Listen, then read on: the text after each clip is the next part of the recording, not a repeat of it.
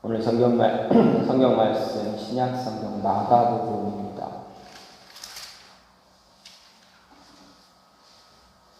마가복음 1장 40절부터 45절입니다.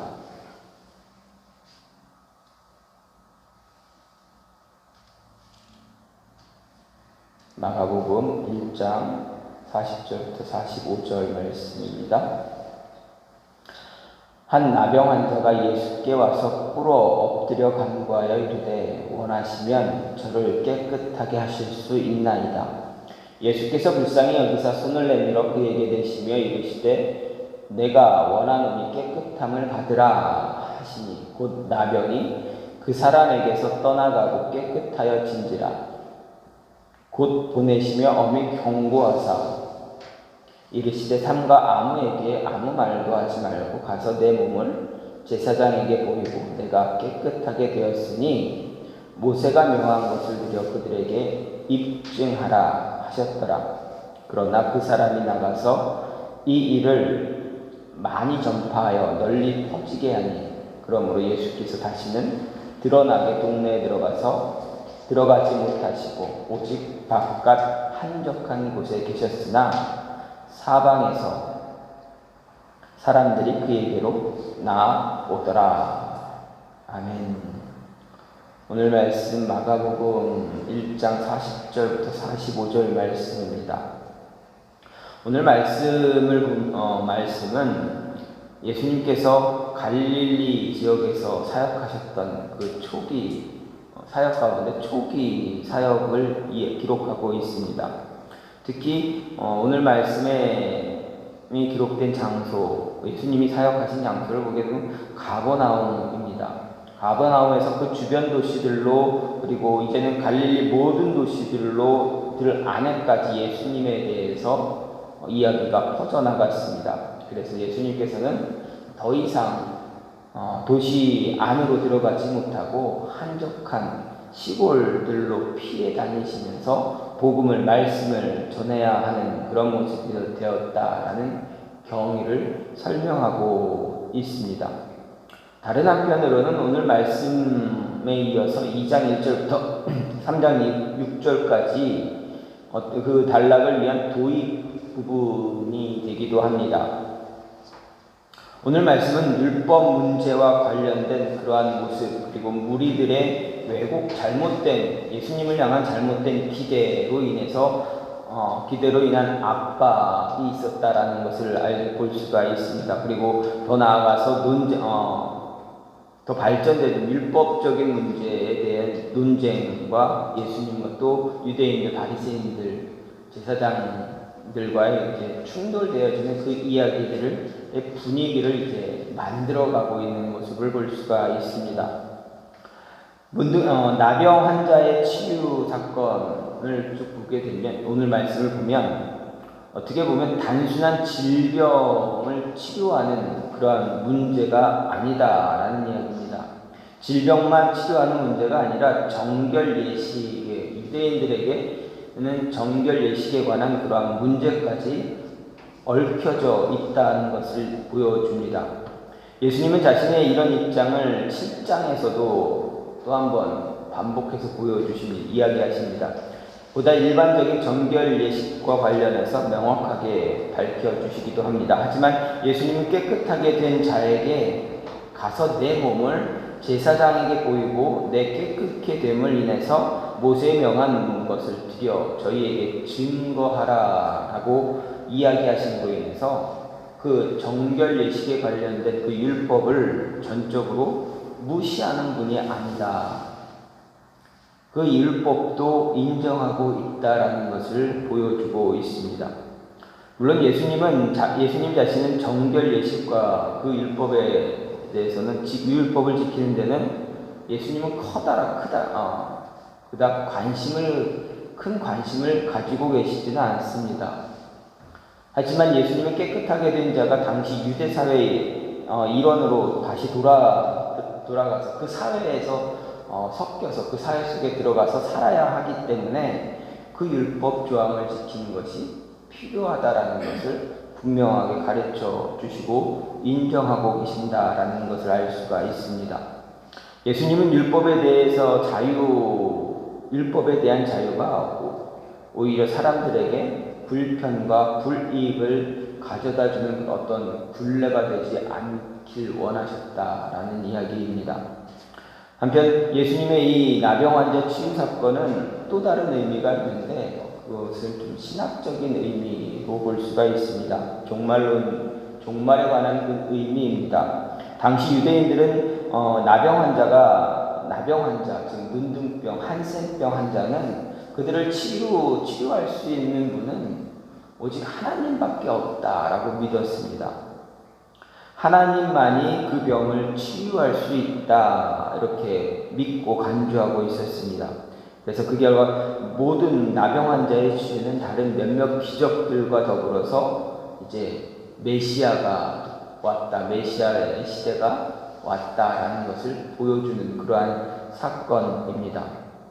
그렇다면 오늘 말씀은 앞에 기록된 예수님의 가르침과 귀신을 쫓아냈던 그러한 사건과 또 사람들을 고쳤던 치유 사건들 이런 것들과 함께 더불어서 하나님 나라의 복음이 선포된 그 모습을 같이 그 시대가 이제 왔다라는 것을 확실하게 보여주고 있는 그런 말씀 가운데 하나입니다. 따라서 나병 환자를 고쳐주는 오늘 말씀을 통해서 예수님이 우리에게 무엇을 또 이야기하길 원하시는가를 생각해 볼 수가 있습니다. 먼저 예수님의 능력을 간절히 구하는 자에게 그 능력을 허락해 주신다라는 이야기입니다.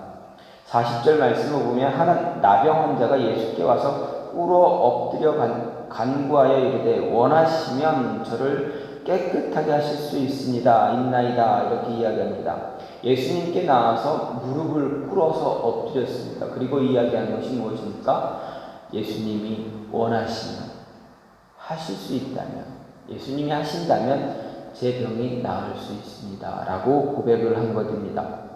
예수님이 나병 환자를 고쳐주신 이 사건을 통해서 우리가 알 수 있는 것 바로 복음이신 예수님의 능력은 어떤 사람에게 임하는가 보여주고 있습니다. 다시 말해서 복음의 능력이 어떤 사람에게 나타나고 있는가를 알 수가 있습니다. 여기서 복음의 능력이라는 것 바로 예수님의 능력, 성령의 능력이 나타나는 것, 그리고 말씀의 능력을 이야기할 수 있습니다. 성령의 능력을 체험한 사람, 주로 어떤 사람입니까? 예수님의 능력을 체험한 사람들 어떤 사람입니까?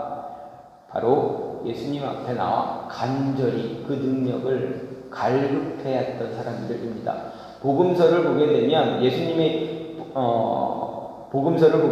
예수님께 나와서 정말 갈급하면서 간구하는, 기도하는 사람들, 그들에게 예수님께서는 자신의 능력을 보여주셨다, 드러내주셨다라는 것입니다. 성령의 능력을 체험할 수 있게 해주셨습니다. 그 능력을 사모하고 갈급하고 간구하는 자에게 예수님은 언제나 보여주셨다, 체험을 주셨다.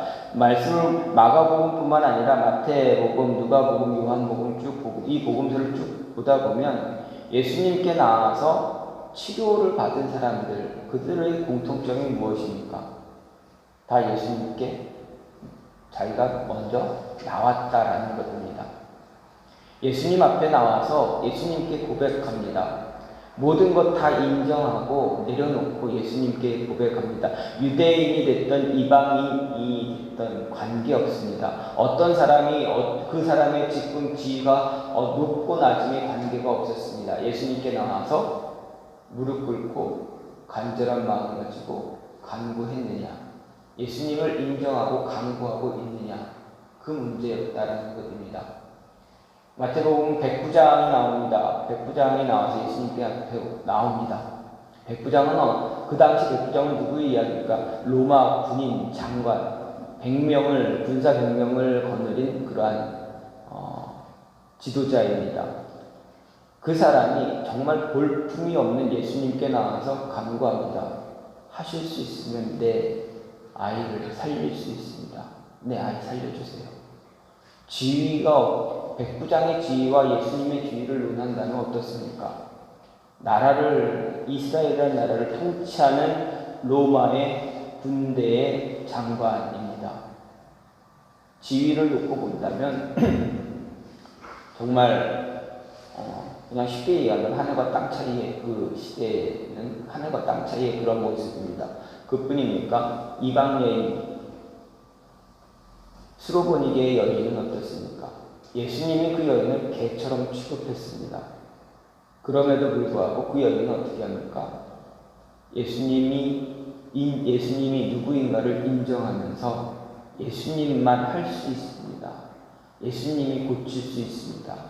내 딸을, 내 자녀를 고쳐달라라고 간절히 간구했습니다.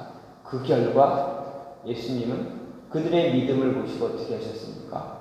그들을 인정하시고 그들을 도와주시는 그런 모습을 보여주셨습니다. 즉 예수님의 능력, 말씀의 능력이 나타날 수 있도록 하는 사람들, 그들의 공통점은 예수님이 누구인가 인정하는 것입니다. 가장 먼저 예수님이 누구인가 인정하고 예수님께 나와서 간구하는 그러한 모습을 가졌다는 것입니다. 그들의 마음속에는 의심이 없습니다. 분명 예수님께서 변화산에서 변화되신 이후에 내려왔을 때도 귀신 들린 아들을 고쳐달라는 아버지의 그 간구에 하실 수만 있다면 이라고 이야기했을 때 예수님은 뭐라고 이야기했을까요? 믿기만 하면 된다. 예수님이 할 수 있다라고 믿으면 그 능력이 너희 안에 임할 것이다 라는 것입니다. 수많은 사람들이 예수님의 능력을 체험합니다. 과거 세계의 역사를 통해서도 많은 사람들이 체험합니다. 선교지에서도 지금도 성령의 능력을 체험합니다. 하나님께서 그곳에서 그 능력을 발휘하셔야 그 능력이 나타날 수 있는 그 환경을 만드시고 그곳에서 능력이 나타나게 하신다라는 것입니다. 그때 가장 필요한 것은 나와서 무릎 꿇고 기도하는, 갈급해하는 그러한 심정이다라는 것입니다. 또 여기서 보게 되면 오늘 말씀을 보면 조금만 생각해 보더라도 이 나병 환자의 심정이 얼마나 갈급했는가 또한 알 수가 있습니다. 왜 그렇습니까? 당시 사회가 유대 사회입니다. 아까도 오늘 말씀이 배경적으로 얘기할 때도 말씀드렸습니다. 나병 환자가 일반 유대인들 앞에 나타날 수 있다는 것, 그것 가능한 것입니까? 그 시대 사회에서 유대 사회에서는 나병 환자가 유대인들 앞에, 사람들 앞에 나타나는 것 불가능합니다. 왜 그렇습니까? 정결 예식을 보면 부정한 자는 정환자 앞에 나타나지 못해요. 정환자는 부정환자와 같이 같은 순간 같은 장소에 있을 수가 없다라는 예식 율법이 있었기 때문입니다. 그런데 이 나병 환자는 어떻습니까? 예수님께 직접 찾아왔습니다. 특히 문둥병 나병 환자가 일반 사람들 앞에서 모습을 드러냈을 때 어떤 일들이 벌어질 수가 있습니까? 일반적인 사람들이 돌을 던져서 돌에 맞아 죽을 수도 있는 상황입니다. 그렇다면 이 나병 환자는 예수님 앞에 나올 때 자신의 목숨을 걸고 나왔다라는 것입니다. 여러분, 목숨을 걸고 무언가를 한다라는 것은 그 사람의 갈급함이 얼마나 간절했는가를 알 수가 있습니다. 간절한 마음을 가진 사람, 말씀에 간절함이 있을 때, 갈급함이 있을 때, 내 목숨과 바꿀 정도의 그런 갈급함이 있을 때, 그때 예수님의 성령의 능력이 우리 안에 임한다라는 것입니다.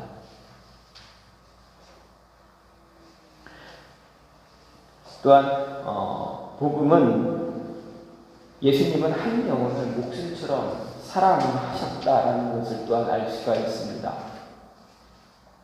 41절 말씀을 보면 예수께서 불쌍히 여기사 손을 내밀어 그에게 대시며 이르시되 내가 원하노니 깨끗함을 받으라 이렇게 말씀하셨습니다. 예수님은 나병 환자를 보실 때 불쌍한 마음을 가지고 그를 쳐다보셨습니다. 즉 복음은 한 영혼을 바라볼 때 사랑하는 마음, 사랑하는 모습으로 그 영혼을 바라본다는 이야기입니다. 예수님이 나병 환자를 볼 때 불쌍히 여겼다라는 이 말의 원어를 보게 되면 원어의 원뜻은 이렇습니다. 그 원뜻은 원래 사람의 내장을 가리키는 그러한 뜻을 그 단어가 포함하고 있습니다. 그런데 이게 좀 지나면서 점차 사랑이나 애타는 마음이라는 이런 뜻으로 바뀌어갔습니다. 그래서 이 말 마가가 이 불쌍히 여겼다라는 이 말을 쓸 때 마가가 그 단어를 쓴 이유는 뜻은 예수님께서 나병 환자를 보시면서 찢어질 듯한 마음을 그 사람을 보면서 안타까움 때문에 자신의 마음이 찢어지는 그런 느낌을 받았다라는 것을 마가가 설명하고 있습니다. 즉 예수님이 나병 환자를 보면서 정말 찢어진 그 마음이 아픈 그 마음이 그대로 드러나고 있음을 마가가 표현하면서 예수님께서 그 사람을 얼마나 사랑했는가를 보여주고 있습니다. 예수님께서 그 사람을 그 나병 환자 목숨을 걸고 자신 앞에 나온 그 사람을 사랑하는 마음으로 바라보셨기에 그에게 말씀의 능력이, 복음의 능력이 나타나고 그가 그 능력을 체험하게 되는 것입니다. 이 모습을 보면서 하나님이 우리를 얼마나 사랑하고 계시는가 또한 알 수가 있습니다. 하나님이 나를 얼마나 사랑하시기에 나를 얼마나 애타고 나를 보시면서 얼마나 그 마음이 찢어질 듯이 아팠기에 우리를 사망의 그늘에서 생명의 모습으로 생명의 길로 인도와 그 길을 바꿔주셨는가를 알 수가 있습니다. 우리를 너무나 저나 여러분을 너무나 사랑하셨기 때문에 예수님을 세상에 보내셨습니다. 보내시기만 한 것이 아니라 예수님 스스로 십자가 위로 가게 하셨습니다.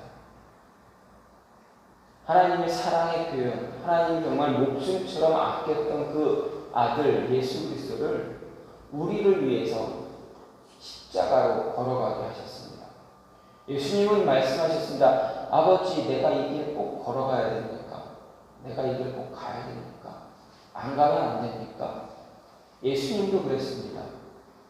그럼에도 어떻게 합니까? 예수님은 아버지의 뜻을 따라서 자신의 뜻을 굽히고 그 길을 걸어갔습니다.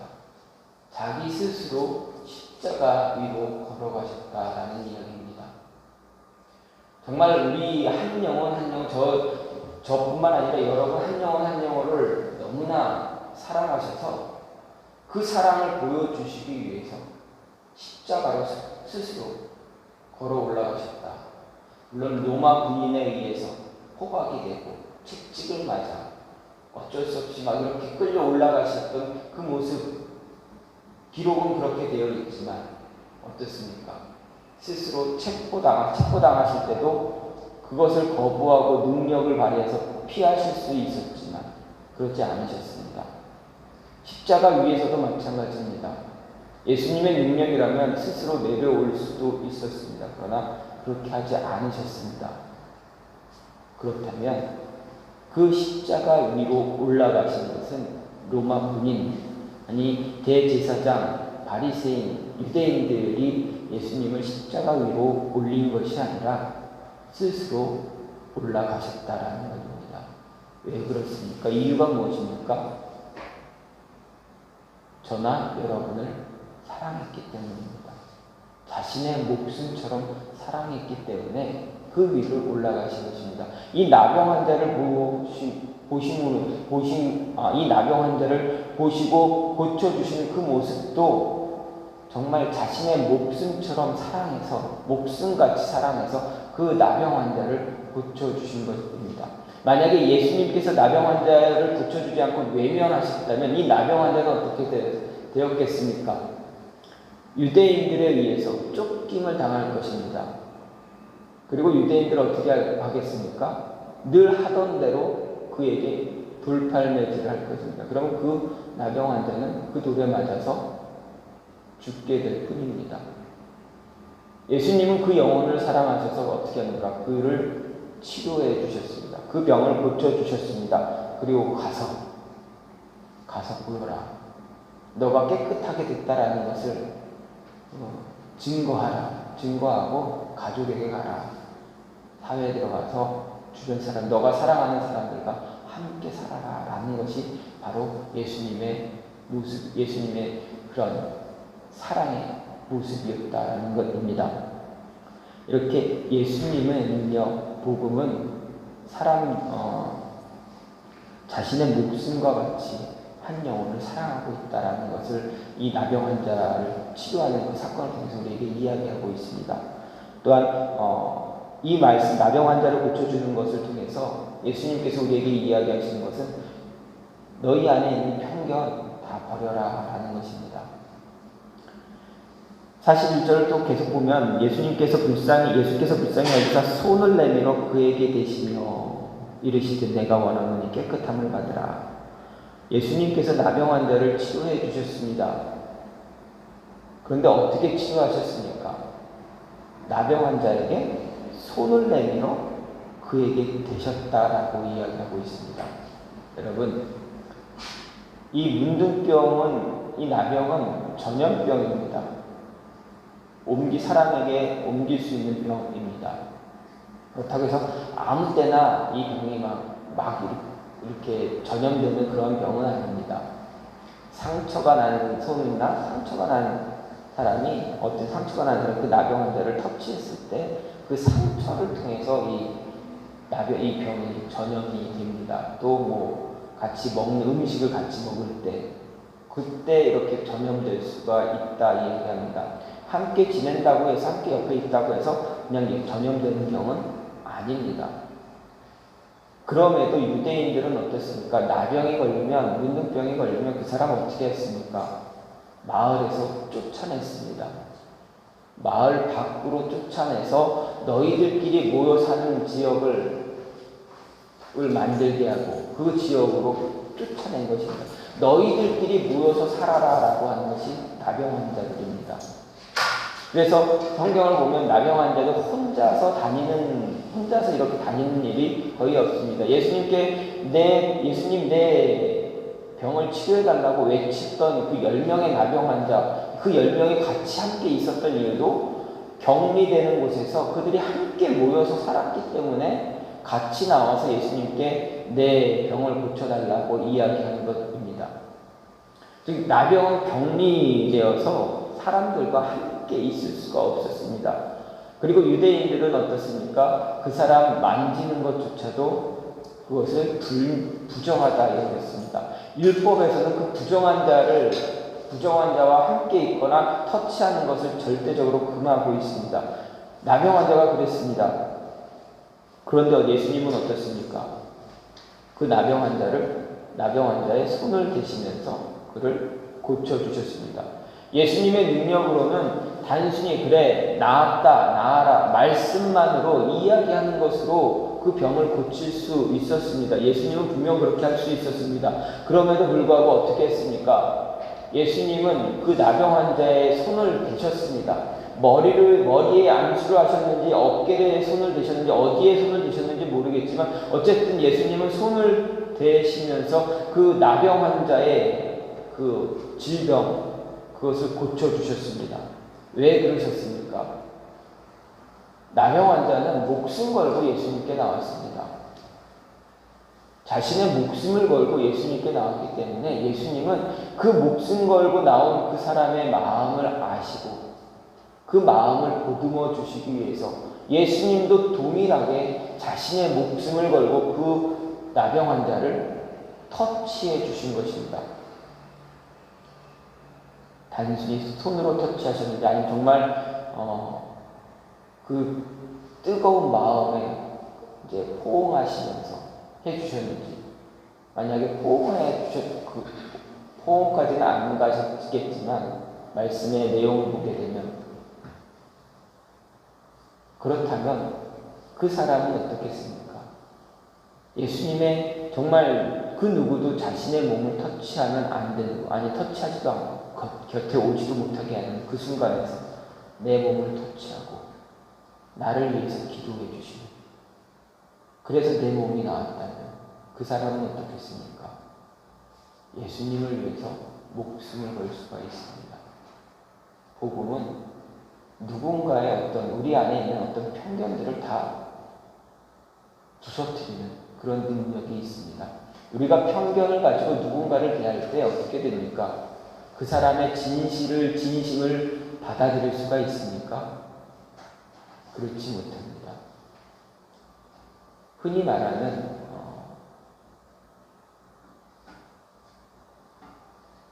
이런 쉽게 얘기하면 이렇게 이야기할 수가 있습니다. 제가 며칠 전에 새벽 예배를 끝나고 집으로 갈 때 주차장을 이렇게 올라오는데 그 주차장 입구에서 청년 남자 둘과 여자 청년 한 명이 그 입구에서 앉아서 담배를 핍니다. 그 모습을 보면서 제가 편견을 갖고 그 모습을 보았다면 어떻게 됩니까? 속으로 막 욕했겠죠. 저런 XX들, 저런 나쁜 XX, 이 아침부터 와가지고 이렇게 주차장 앞에서 또 차가 올라오고 있는데 피하지도 않고 도대체 왜 저기서 막 흡연하고 막 속으로 그렇게 생각할 수 있습니다. 근데 처음에는 그런 생각도 들었다가 혹시 뭐 고민이 있나 이런 생각으로 바꿨습니다. 편견 갖지 않기 위해서 제가 제 아내나 아내분한테 너무 편견을 가지고 사람을 보지 말라라는 이야기를 좀 자주는 아니고 좀 요 근래 들어서 몇 번 했습니다. 그러니까 저도 편견을 갖지 않기 위해서 이렇게 바라보려고 노력을 했습니다. 편견을 가지고 있으면 한 사람을 바라볼 때 그 사람을 잘못 바라보게 됩니다. 그 사람의 진심을 알 수가 없습니다. 그 사람 안에 있는 내적인 그 갈등, 내적인 아픔을 내가 이해할 수가 없습니다. 예수님은 어떻습니까? 예수님 만약에 편견을 갖고 있었다면 문둥병자, 나병 환자에 대한 편견, 율법을 가지고 그를 율법의 잣대로 그를 계속 바라보면서 이야기했다면 예수님은 그에게 다가가지도 않았을 것입니다. 그가 다가왔을 때 사람들로 하여금 멀리 보내라, 쫓아내라 이야기하셨을 것입니다. 분명 율법에서는 나병 환자는 부정한 자였기 때문입니다. 함께하면 안 되는 자였기 때문입니다. 그러나 예수님은 어떻게 하셨습니까? 그를 끌어안아 주셨습니다. 정말 우리 몸으로 이렇게 두 팔을 벌려서 끌어안아 주시지는 않았을지라도 그 마음속으로 그 나병 환자를 끌어안아 주셨다라는, 손을 터치하시면서까지 그의 병을 고쳐주셨다라는 것은 그만큼 그 한 영혼을 사랑했다라는 것을 이야기하고 있고, 그 사람에 대해서 편견을 가지지 않고 있는 그대로 보여주셨다. 그 사람을 사랑하고 있는 그 모습 그대로 보여주셨다라는 것입니다. 그래서 우리도 말씀을 듣고 말씀을 전할 때 편견, 내 마음에 있는, 내 안에 있는 그런 편견 가지고 누군가를 바라보는 것이 아니라 나와 동등한 모습으로 바라보면서 나도 이 과거에는 이랬지, 나도 예전에는 이런 모습이 있었지, 저 사람도 나랑 동일할 거야. 오히려 내가 더하면 더했지 나보다 심하진 않겠지라는 그런 생각을 가지고 그를 바라보면서 복음을 전할 수 있는, 예수님을 전할 수 있는 그런 모습이 있어야 합니다. 그럴 때 예수님의 능력이, 복음의 능력이 우리 삶에서 역사가 되게 됩니다. 마지막으로 복음은 어떻습니까? 사회제도, 율법과 사회제도와 함께 공존하는 것입니다. 흔히 이런 말이 있습니다. 어떤 종교에 대한 어떤 비판적인 시각을 갖고 얘기하는 것은 아닙니다.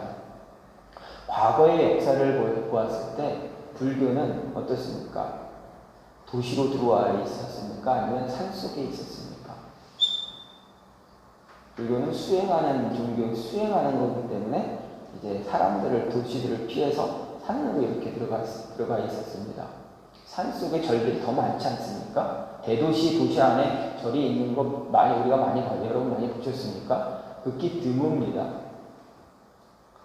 지금 생긴 것이 아니라 아주 오래전부터 있었던 절이었는데 거기에 도시가 생겼을 뿐입니다.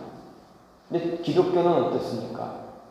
예수님은 너희가 말씀을 가지고 산으로 가라 이야기합니까? 저 외딴 곳으로 사람 없는 데로 가라 이렇게 이야기하십니까? 아닙니다. 기독교는 말씀을 가지고 어디로 가야 됩니까? 도시로 가야 됩니다. 사람이 있는 곳으로 가는 겁니다. 그러면 우리가 복음을 가지고 복음을 받아들인 우리가 어디로 가야 됩니까? 도시로 사람들이 있는 곳으로 가게 되면 사람들이 함께 모여 사는 그 제도와 공존할 수 있어야 됩니다. 복음 말씀과 다르다고 해서 그 사회 제도를 배타적으로 받아들이는 것, 그 갈라서는 것, 편가르기 식으로 이렇게 나누는 그것은 잘못된 것이다라는 것. 예수님도 직접 그 모습을 보여주셨습니다. 44절 말씀을 보면 이르시되 삼가 아무에게 아무 말도 하지 말고 가서 내 몸을 제사장에게 보이고 내가 깨끗하게 되었으니 모세가 명한 것을 들여 그들에게 입증하라. 이렇게 말씀하셨습니다. 무슨 말씀입니까? 너가 나에게 나와서 갈급하게 병 고쳐달라고 했지. 내가 고쳐줬지. 네가 할 일은 이제 제사장에게 가서 너의 몸을 보여주는 거야. 너 몸 다 나았다는 거 보여주고 제사장으로 하여금 그래 너 병 다 나았어. 이 이야기를 많은 사람들 그 마을에 너가 있는 마을에 그 마을 사람들이 다 듣고 저 사람 병 나았어라는 거 다 인식할 수 있게끔 하라. 그리고 모세가 정한 그 정결 예식, 정결 예법에 맞는 제물을 드려라라는 겁니다. 너 나았으니 그냥 그 사람들과 멀어진 그 율법과 상관이 없는 거야 이렇게 이야기하시는 것이 아니라 그 율법에 따라서 너가 그 사회에 들어가서 살아야 되니까 그 사람들과 다시 몸 섞어가면서 일하면서 웃으면서 같이 먹고 마시면서 살아가야 되니까 그 사람들이 지키는 그 예법, 그 예식, 그 사회제도 너 가서 지켜야 돼 라고 말씀하신 것입니다. 사회와 공존해서 살아가는 것이지 분리돼서 살아가는 것이 아니다라는 이야기입니다.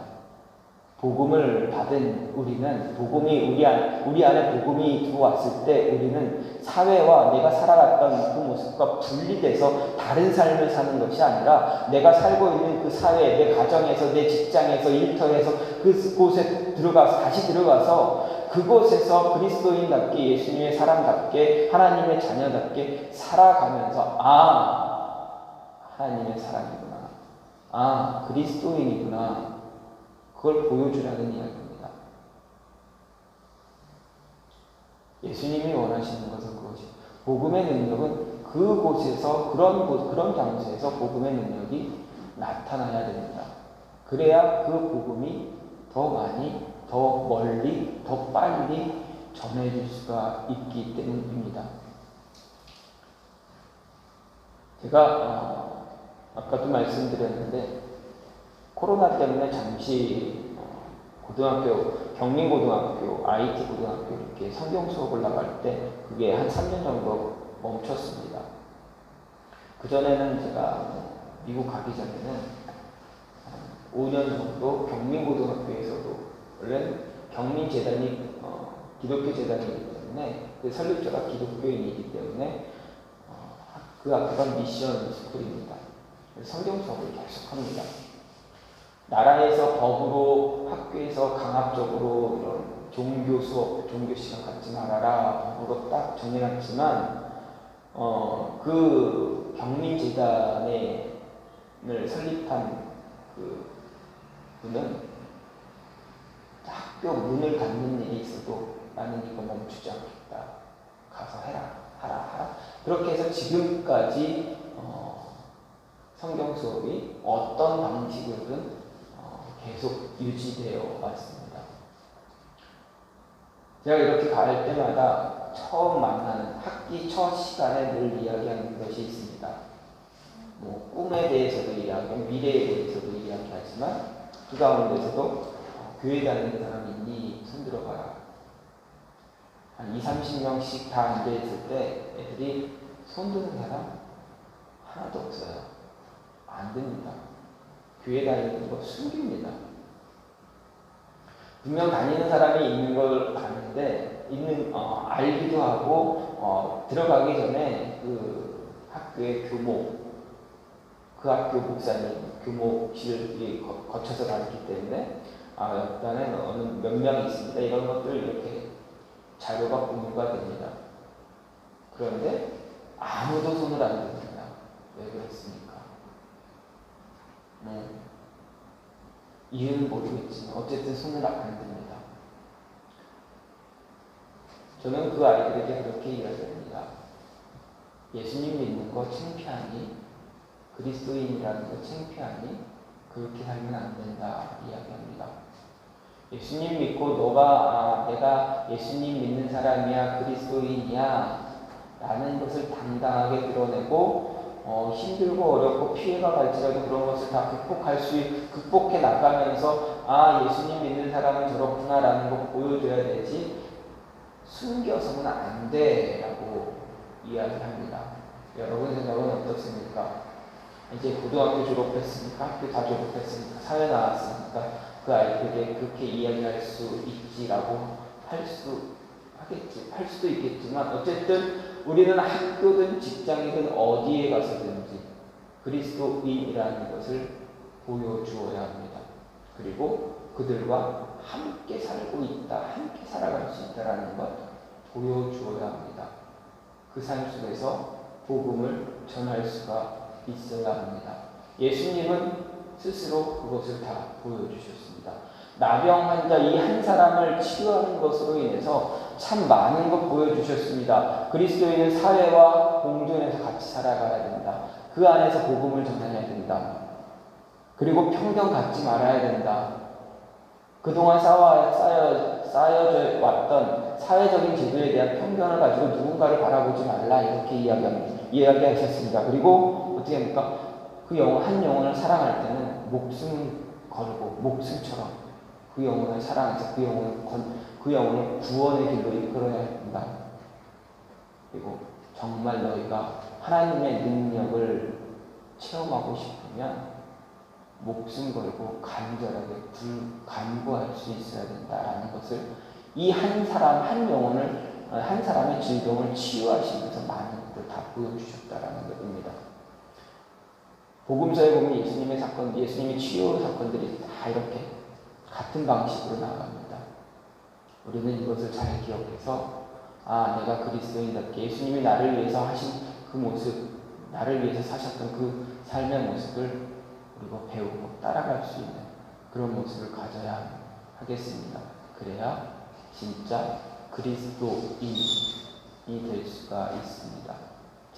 그리스도의 제자가 예수님의 사람, 하나님의 사람이 되는 여러분의 삶이 되고 2022년도 마감하면서 3달 남았지만 이 3달 동안 마무리하면서 그리스도인 누구누구 그리스도인 이호중이라는 사람 교회 다니는 사람이지.